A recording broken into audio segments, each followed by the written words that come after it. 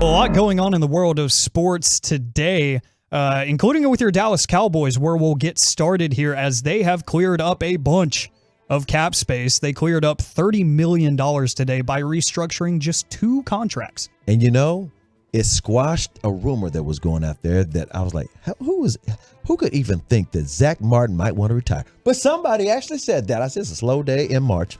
It is a slow day in March for sure. You think about Tyron Smith, Zack Martin. I'm like, Zack Martin ain't even close.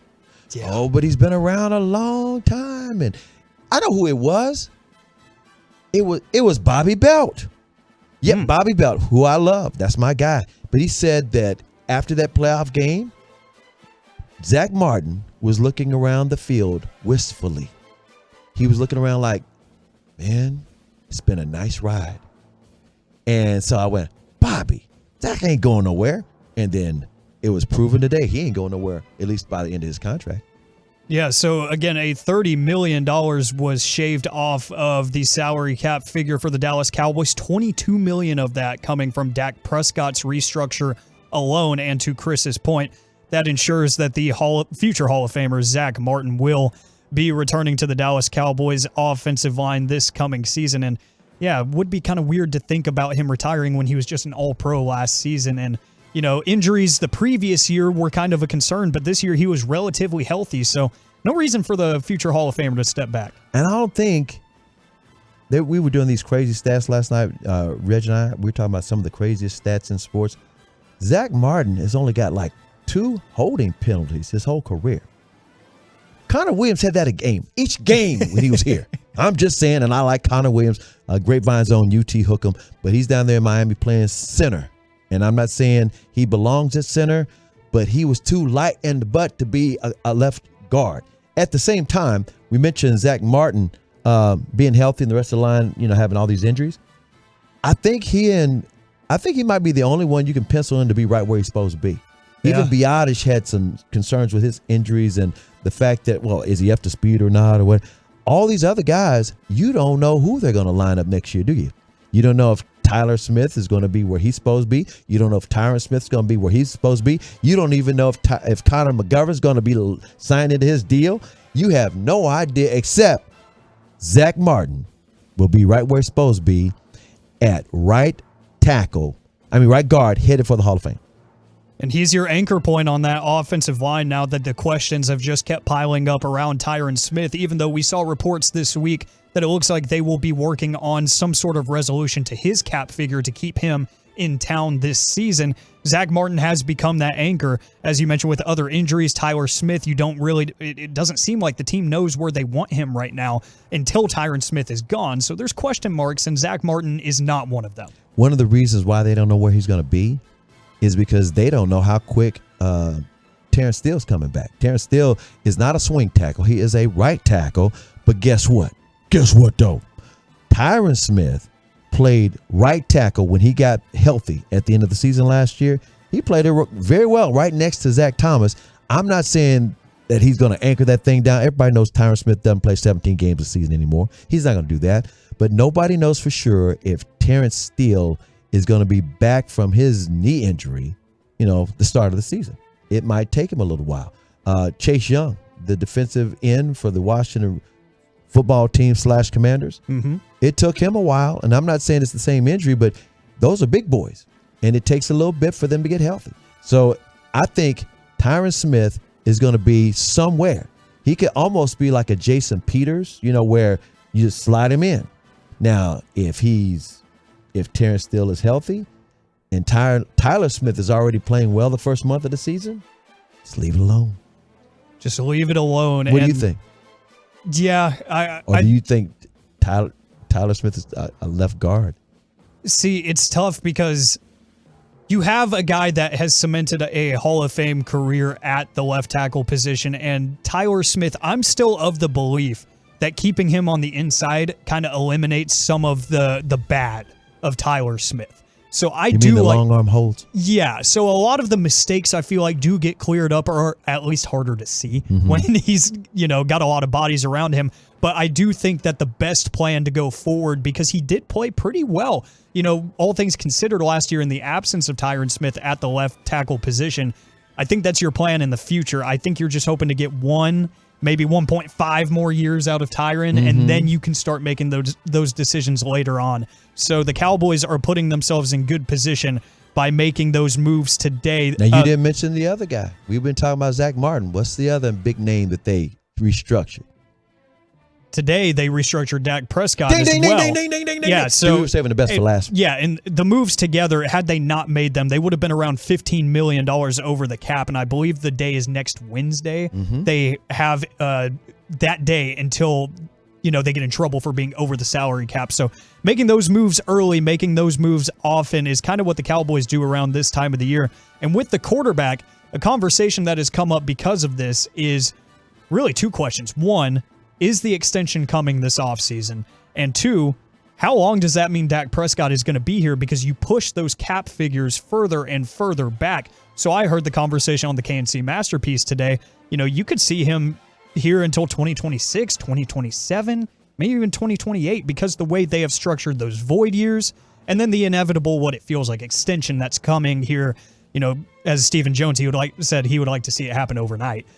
You could see that happen this offseason. It keeps them in town for a little bit while longer, but whether you like them or not, that frees you up financially, making that move, making this move today, and then the proceeding move that will come anytime now in the form of an extension really allows you to make those moves if you want to make those moves. Do they want to make those moves? We don't know. Seems like every year, kind of broken record. We don't think they want to, but there's a guy that used to wear number 13 at a certain place in the division that tore his ACL a couple times and had a workout today for 11 different teams that the Cowboys were not at, but they're still interested. There's a few guys out there that would make sense, but this might be to, work on some of their own guys. Before we delve into possible free agents and trades and draft picks, let's stick with number 4 for a minute, because you asked this question. You asked the question, is it likely they have an extension of his contract this summer? The answer is not no. It's hell no. Let me explain why. And Brian Broaddus was alluding to this. I was listening to the G-Bag Nation coming in, and Brian is so locked in, but he knows a lot of little things. And one of the things he is dead on about is Todd France, Dak's agent. He knows he's got the leverage because he's got a quarterback. He's got a top 10, top 15 quarterback. And he knows about the streaming deal. He knows when other quarterbacks like Joe Burrow's going to get his $60 million, $55 to $60 million, the contracts just get bigger and bigger for the quarterbacks. So Todd France is like, now why would we do you a favor?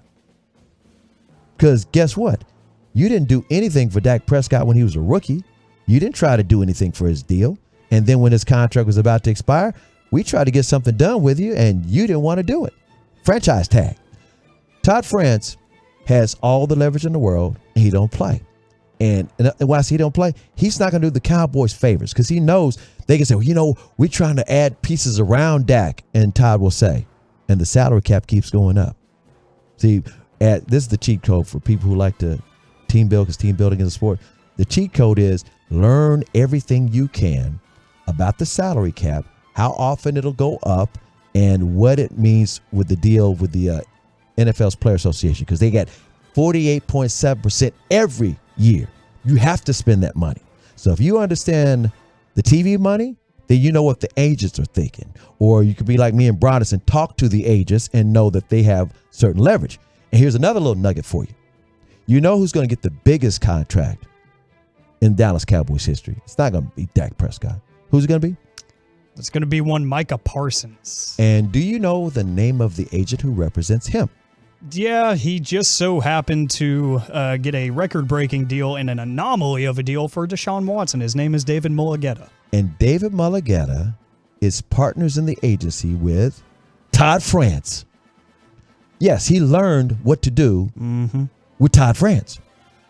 David Mulligetta is only like 41, 42 years old. He's from Dallas. He's very familiar with the Cowboys. He grew up in Dallas. You follow what I'm saying? Yeah. David Mulligella's got all the power in the world. He got Deshaun Watson his contract, like you said. He's also gotten some other guy. Kyle Pitts was one of his clients too. I mean, it's a rookie deal, but still got the money. He's got Micah. Micah will be paid. It has nothing to do with do us a little favor. That's what Jerry and Steven always say. So just trust us on this. Dak ain't getting a contract extension this summer because Todd Francis is like, why should we do that?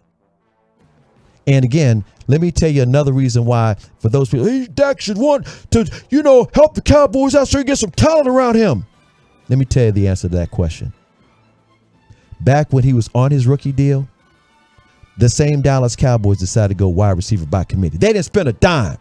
Just because they want you to take a salary cut, take a salary cut, that doesn't mean they're going to spend that money elsewhere. And we got a text from the 210 says, Chris, I am sick of the same smoke that the media or the Cowboys, whoever it is responsible, they keep trying to act like they're going to do something special. Same thing every offseason. They're going to make a big move. No action in free agency.